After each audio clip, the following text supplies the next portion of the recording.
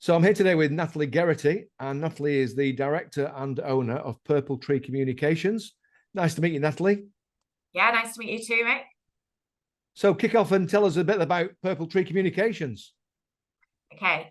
Purple Tree Communications has only been going for 6 months. So we established in April.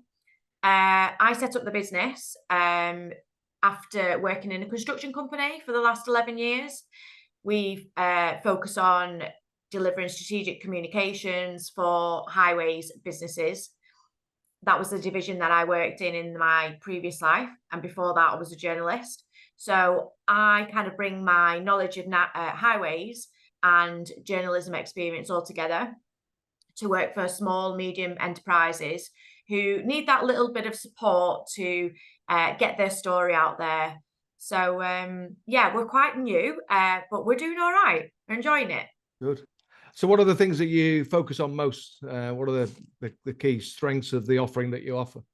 Okay, strategic communications is probably our main kind of service. So recently we've done some proposals for a business who are really good at putting out lots of content on LinkedIn. You know, they're posting every day.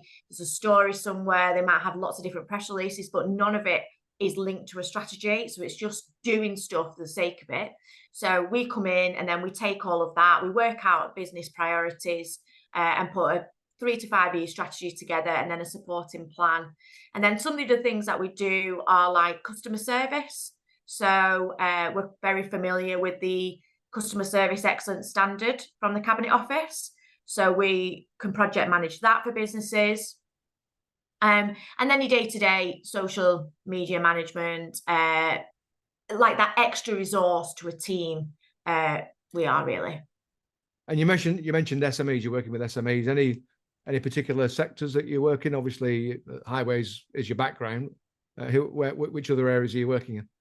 Yeah, so I think highways would be our main sector that we're in. That was my to stay in that sector for the next year or so, to see how the business does. It's what I know. But obviously I wouldn't want to cut my nose off, spite my face. So any other sectors, whatever I do can transfer to anywhere else. So yeah. I'm really familiar with construction and utilities. But yeah, the kind of principles, tactics of communications will work in any sector really. I kind of focus on small, medium enterprises at the moment because they're the ones that they do need a bit of support. And it's quite good that somebody like me and my business, we can just go in there, do a little bit of work and then give them a strategy, leave it and flip back out again and they can crack on. I do have one client that is a major, a big business, and they just use me for some supporting project marketing work.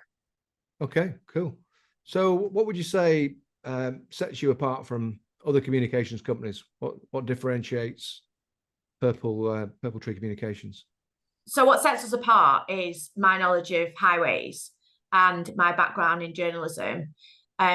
Put the two together, and I think we've got quite a nifty business where for example, if you're a business in highways and you really need somebody to help you tell your story because you've got an upcoming bid or you've got a new innovation that you want to showcase, but you don't have that knowledge of the highways industry, but you are a comms professional, you know, I think that's all right. But if you've got that inside knowledge of how highways works, then I think you're on to a winner then. And that's what we've got.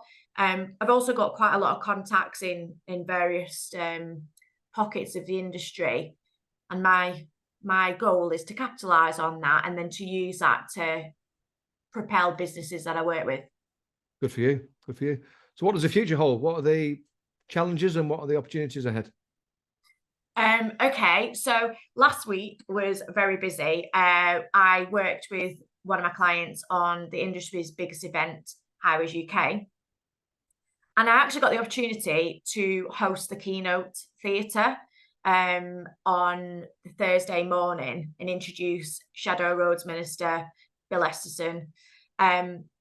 And I want to do a bit more of that. I want to do a bit more of the presenting. I really enjoyed that. So I think for me, the future is getting a bigger client base, but with at the same time raising my profile. I've just finished. I've completed a CIPR diploma in sustainability communications. So sustainability comms is one of my passions. So I was kind of hoping that we're all on the same journey, aren't we, to net zero? Everybody needs to communicate it without greenwashing. So I can provide the right advice for that. So I'm kind of hoping that over the next 6 months, I can do a little bit more presenting. I can get my profile out there and get a few more clients off the back of it. And yeah, just keep going. Yeah, brilliant. So you've been in business for only 6 months, but you've obviously had a successful career before that. Yeah.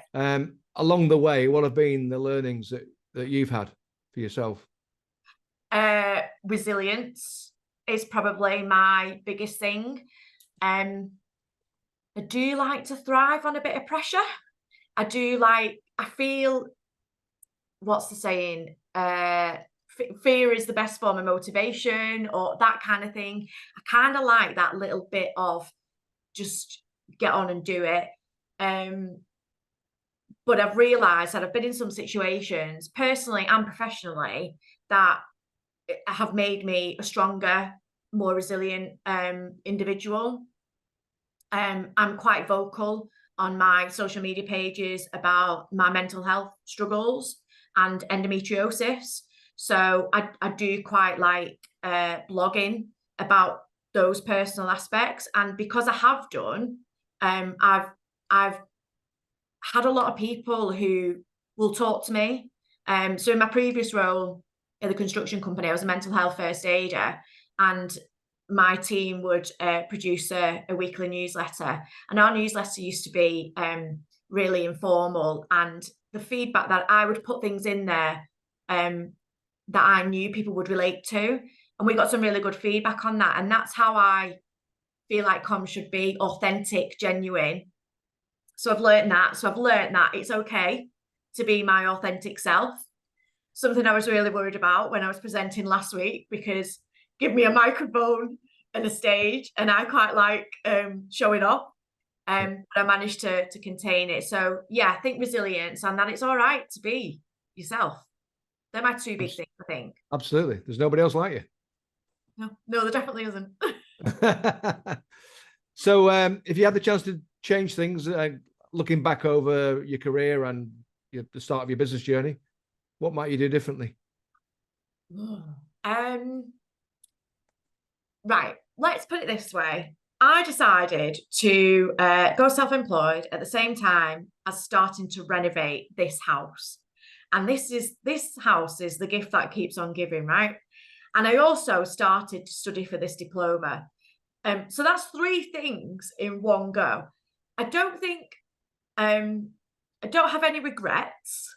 I don't think there's anything specific that I would do differently, but what I would say is I probably wouldn't advise anybody to set up a business when they're trying to renovate the house and do some studying.